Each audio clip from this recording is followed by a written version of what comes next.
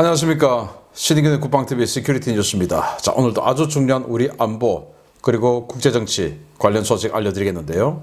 썸네일 보시고 깜짝 놀라셨겠지만 지금 이스라엘에서 좀 희한한 이런 일들이 벌어지고 있습니다. 제가 지난주에 이스라엘의 네타냐후 총리 방탄법으로 지금 지칭되는 법이 만들어졌다. 그런데 그거 가지고 이 군에서 소요사태 일어나고 난리가 났는데 이제 네타냐후 총리가 그보다 더 한 수 더 떴습니다. 완전히 지금 난리 나는 상황이 됐는데 어떤 내용인지 보도록 하겠고요. 이런 가운데 중국 해군이 우리 대한해협 부산 앞바다를 스쳐서 우리 영해선을 스쳐 밟으면서 동해로 들어갔는데 북한의 탄도미사일 발사를 도우려 하는 그런 움직임 같습니다.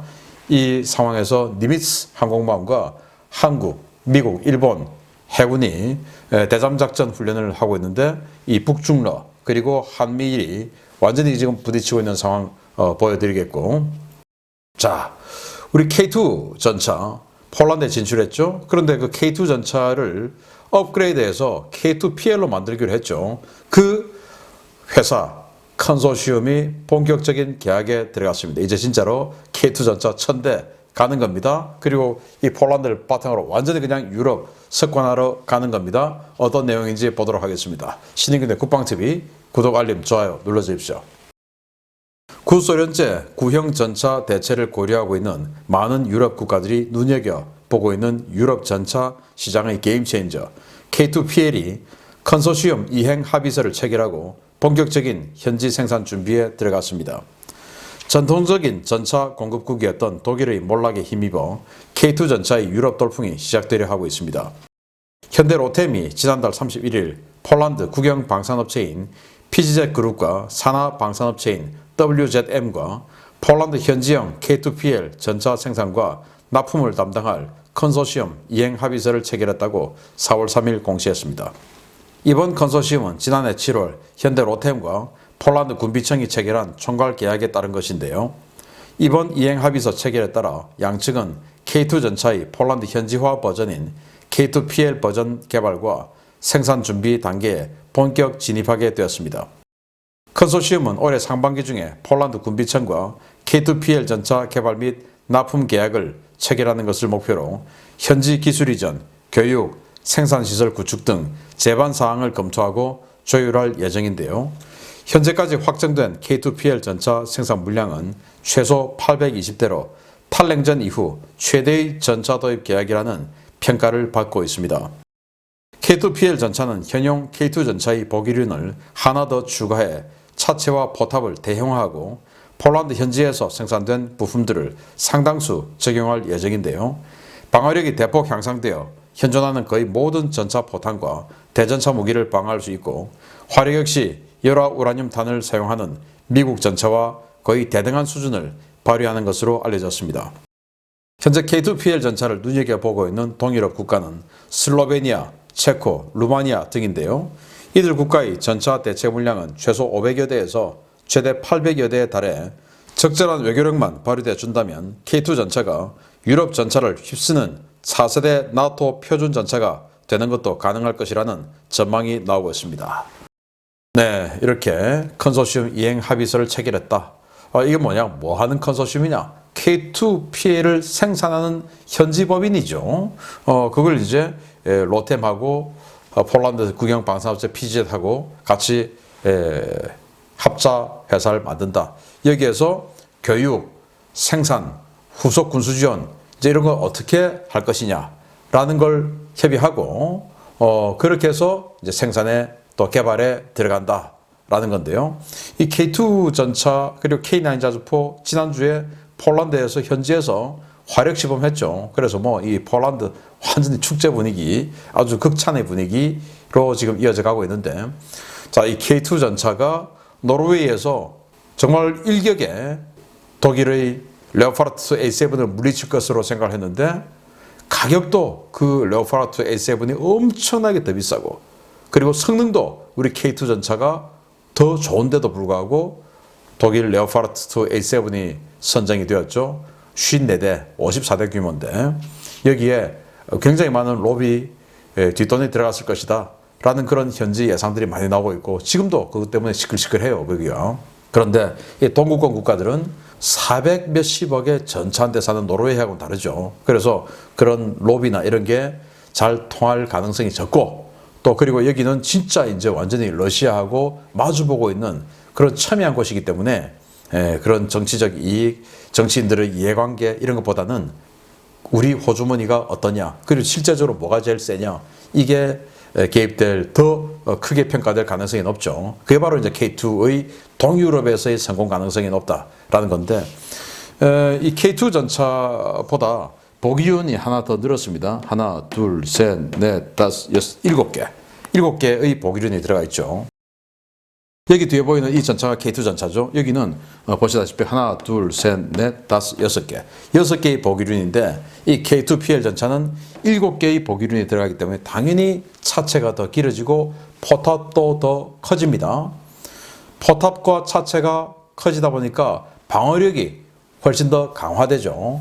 그래서 현존하는 모든 대전차 무기를 다 막아낼 수 있는 방어력이 될 것이고요. 그리고 공격력은 이 55구형장의 긴 포신에다가 한국이 만들고 있는 K79탄 엄청난 성능의 텅스텐탄이죠. 그래서 미국의 열화 우라늄 탄을 가지고 44구경장에 쏘는 그것과 거의 대등한 정도의 공격력을 발휘한다라는 엄청난 공격력 그리고 열화 우라늄 장갑을 장착한 이 미국의 M1 전차보다 더 강력한 방어력을 나타내게 될 것이다 라는 뭐 엄청난 거니까 이걸 안 살 이유가 없다. 그래서 슬로베니아가 이제 한 50에서 80대 그리고 체코가 한 80대 그리고 루마니아가 한 400대 그러면 최소 500대에서 최단 800대 이상 이 지금 이 언급된 이 세 나라만 해도 그렇거든요. 그 외에도 다른 나라들 이렇게 하면 동유럽에 큰 시장이 열리게 되겠다라는 생각이 들고 모로코, 이집트, 사우디아라비아 이런 또 중동 시장도 있죠. 계속 기대해 보겠습니다. 두 번째입니다.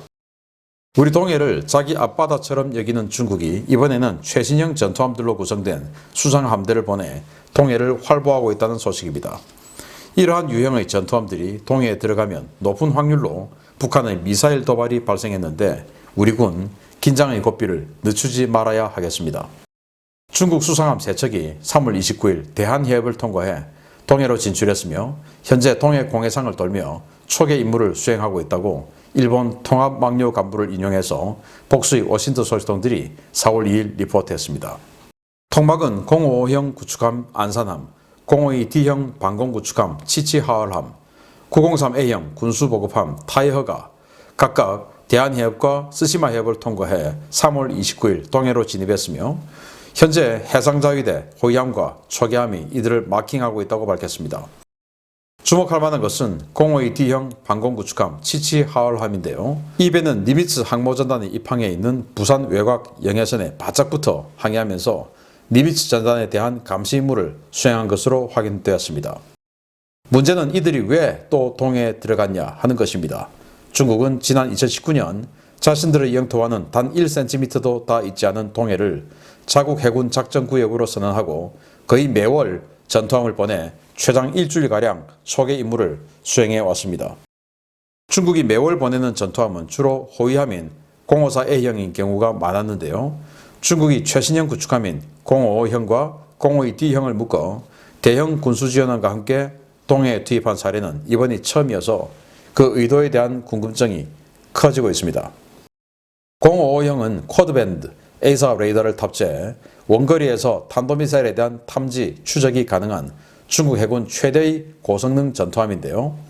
지난 2021년 5월 25일 055형 구축함 난창함이 북한의 탄도미사일 발사 도발 당시 동해상 북한 미사일 탄착점 100km 전방에서 북한 미사일에 대한 관측 지원 임무를 수행한 바 있습니다. 이 때문에 이번 중국 함대의 동해 진입 기간 중에도 북한의 미사일 도발이 있을 수 있다는 예측이 가능한데요. 한미일 3국이 제주 남방 해역에서 연합훈련을 실시하고 있는 지금 북한과 중국이 동해에서 어떤 맞대응 성격의 군사도발에 나설지 예의주시해야겠습니다. 055 난창급, 중국판 주말트다 라고 하는 그거의 안산함이 들어갔고 그리고 이 타이허라고 하는 이제 이 군수 지원함이 들어갔어요. 그런데 문제는 중간에는 이배입니다. 이배가 바로 치치아올이라는 054 D형 방공 구축함인데 이 배는 부산 앞바다를 통해서 들어갔어요. 주로 중국 군함들이 동해로 들어갈 때 대마도와 일본 규슈 사이에 있는 스시마 해협을 통과해서 들어갔어요. 왜냐? 거기는 거리가 한 5, 60km 되니까 영해선 밖에 있는 그 구간이 좀 넓어요. 그래서 일본 영해선을 밟지 않고 지나갈 수 있기 때문에 주로 스시마 해협을 통과했는데 부산 앞바다와 대마도까지는 거리가 49.5km입니다. 그런데 영해선은 여러분 아시다시피 22.24km예요. 그러면 한국 영해, 일본 영해 다 합하면 45km입니다. 그러면 영해선이 아닌 공해상은 대한해협에는 단 4km 정도밖에 없는 거예요. 그런데 이 4km는 뭐 다른 배가 조금 마주오고 이러면은 살짝 영해선을 밟을 가능성이 없지 않아 있는 것이죠. 그래서 대한해협으로는 중국 군함이 잘 통행을 안 했는데 이번에는 이 배가 대한해협을 통행했습니다. 그 말은 당시에 부산 해군작전사령부에 있던 니미츠 항모의 전파 특성 이런 것들을 한번 수집해보자 하는 차원이 아니겠냐라고 생각이 되고, 자, 이 이후에 이제 니미츠는 나와가지고 이 남해 제주 남방해협, 그러니까 동중국해죠. 동중국해에서 니미츠와 한국 해군 7전단 그리고 일본 해상자위대가 대잠훈련에 들어갔습니다. 그게 바로 여기서 대잠훈련한다는 것은 중국 해군에 대한, 중국 잠수함에 대한 탐지훈련 아니겠습니까? 이때 그런데 자기네들은 여기서 마킹하지 않고 동해로 들어갔다. 이건 뭐냐? 그것도 방공함들로 구성되어서 들어갔다. 이건 뭐냐? 북한이 탄도미사일을, 대형 탄도미사일을 쏠 가능성이 있고 그 탄도미사일은 신형일 가능성이 있고 그걸 이제 궤적을 추적해주는, 왜냐? 이 북한은 위성이나 이런 게 없으니까 지상에서 텔레메트리 진호 손실시킬 수가 있죠. 수평선 넘어가면은. 그렇게 해서 그걸 서비스 서포트 해주러 들어간 게 아니냐. 즉 며칠 내로 북한의 대형 탄도미사일 발사가 임박했을 수 있다라는 거고, 이걸 보면 북중러 이런 이 좌파 공산사회주의 전체주의 독재 국가들의 연합과 한국, 미국, 일본, 대만 자유민주주의의 이 협력이 완전히 굉장히 선명해지고 공고해졌죠. 이런 상황에서 우리가 뭐 중재자를 한다, 균형자를 한다. 중재하고 균형하려면 어떻게 됩니까? 그 중에 제일 세야 됩니다. 근데 우리가 제일 셉니까? 안 세죠. 우리가 어떻게 해야 되냐? 줄을 세야 되는데 스위스처럼 영세 중립, 야 우리는 뭐 중국하고 무역도 해야 되고 러시아하고 무역도 해야 되니까 스위스처럼 뭐 이렇게 하자. 프랑스하고 독일 사이에서 영세 중립을 선언했던 스위스하고 우리하고 같습니까? 다르죠. 우리는 영세 중립이 될 수가 없어요. 왜 안 되냐? 북중러의 행동대장인 북한하고 우리는 적이기 때문에 적의 최고 행동대장하고 우리가 적인데 어떻게 우리가 영세 중립을 선언할 수 있습니까? 안 되죠. 그럼 우리는 뭐 어떻게 해야 되냐? 명확한 겁니다. 자유민주주의. 우리 자유민주주의니까. 그렇게 좌파들이 자유민주주의라고 선언을 하면서 왜 자유민주주의에 줄 서는 걸 그렇게 싫어하냐? 참 희한하죠. 그래서 한미일 협력을 더욱더 공고화해야 된다라는 거고요. 자, 이런 상황에서 중동 정세가, 아니 뭐 이란이나 이라크나 이런 나라들 때문에 중동 정세가 희한해지는 게 아니고, 또 이스라엘이 이란을 때릴 것 같아서 이상해지는 게 아니고, 이스라엘 내부 문제 때문에 엄청나게 지금 유동적으로 변했습니다. 보겠습니다. 베냐민 네타냐후 총리의 일명 방탄법으로 이스라엘이 건국 이래 최대 위기를 맞고 있습니다. 네타냐후 측근들이 이른바 이스라엘판 무장 친위대 창설을 결정해 이스라엘 군과 정보기관이 반발하며 극심한 혼란이 벌어지고 있다는 소식입니다. 이스라엘 내각이 베냐민 네타냐후 총리의 최측근 인사 중에 한 명인 이타마르 벤 그리브 국가안보부 장관 직속으로 국가근위대를 창설하는 법안을 통과시켰으며, 이로 인해 이스라엘 전국이 경랑 속으로 빠져들고 있다고 타임스 오브 이스라엘이 현지 시각 4월 2일 보도했습니다. 네타냐후 총리가 국가근위대 창설을 맡긴 인물은 이스라엘 내에서도 극단주의 시오니즘 정파로 알려진 오스마 예후디트의 당수이자 네타냐후 연정의 핵심 인물인 이타마르 벤 그비르 국가안보부 장관입니다. 벤 그비르 장관은 극단주의 시오니즘을 추종하는 이스라엘 내부의 대표적 강경 인사인데요. 그가 맡게 될 국가 근위대는 이스라엘 국내에서 아랍계 주민들과 유대인들 간의 충돌이 발생하면 이에 대응하는 전담 군사 조직이 될 예정입니다. 네타냐후 내각은 향후 90일 내에 별도의 위원회를 만들어 국가 근위대의 조직안과 운용 지침을 만들 예정인데요. 이 국가방위군에는 정규군과 같은 교정권은 물론 일반 민간인에 대한 사법 행정권까지 부여되어 전무후무한 권력이 주어질 것이라는 관측이 나오고 있습니다. 이스라엘 각계에서는 강력한 반발 목소리가 나오고 있습니다.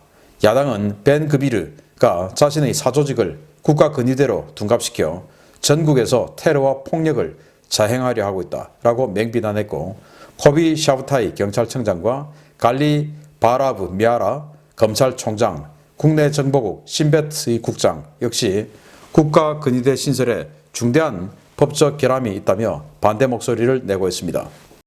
이스라엘 군부 역시 국가 근위대가 과거 나치 독일의 슈츠스타펠 즉 SS와 같이 특정 정치 세력의 이익을 보호하는 무장단체가 될 것이라며 강력하게 반발하고 있는데요. 이란의 핵무기가 완성 단계에 와 있는 지금 이스라엘 내부의 대혼란으로 중동 정세가 한 치 앞도 내다볼 수 없는 혼란으로 빠져들고 있습니다. 야, 아니 이 이스라엘판 SS 정말 기가 찬 일인데요. 국가 근위대를 만들어서 그 국가 근위대에게 무장을 부여하고 그리고 정규군 지위도 주고 그러면서 일반 민간인을 통제할 수 있는 사법, 행정권까지 준다. 이게 이제 경찰과 검찰에게 총과 탱크를 준다는 것과 같죠. 경찰은 총은 있지만 탱크가 없어요. 전투기도 없어요. 그런데 여기는 총, 탱크, 전투기까지 주면서 사법권까지 주겠다. 어마어마한 권력이죠. 그래서 독일의 SS 무장 친위대 하고 다를 바가 뭐냐? 이제 히틀러가 이 독일 국방군을 믿지 못해서, 왜? 거기는 이제 지휘부가 대부분 독일 귀족 출신이니까 자신 같은 평민 출신들하고는 결이 안 맞다라는 거죠. 그래서 무장 친위대를 만들었고, 처음에는 무장 돌격대였죠. SA. 그래서 깡패들 데려다가 했는데 나중에 이제 무장 친위대로 바꿨는데 여기도 마찬가지다. 그래서 벤 그비르 장관이 자신의 사조직, 즉 깡패들을 국가 근위대로 만들면 이 나치 독일의 그 SS의 출발선하고 너무 똑같다. 그리고 국방군을 믿지 못해서, 즉 여기도 지금 이 이스라엘 국방군 IDF를 믿지 못해서 새로 무장 조직을 만들고 거기에 행정권까지 사법권까지 준다. 완전히 그냥 판박이다 라는 거죠.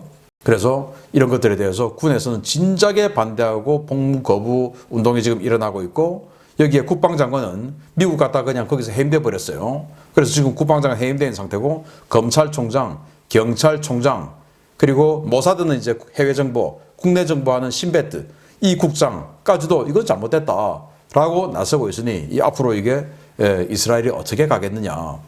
그래서 내전으로 치달을 가능성도 아주 높다. 왜?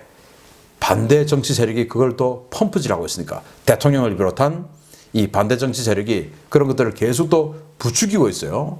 그래서 이 이스라엘에서 만약에 내전이 발생한다면 이 중동 정세는 어떻게 될 것이냐. 굉장히 걱정스러운 상황이 벌어지고 있는데, 우리나라에도 이 기독교를 믿는 분들 많죠. 이스라엘을 성지라고 해서 굉장히 관심이 많으실 텐데, 이 이스라엘 전국에 대해서 나오는 대로 계속 여러분들께 알려드리는 시간을 가지도록 하겠습니다. 정말 우려스러운 소식 알려드렸습니다. 마치겠습니다. 감사합니다.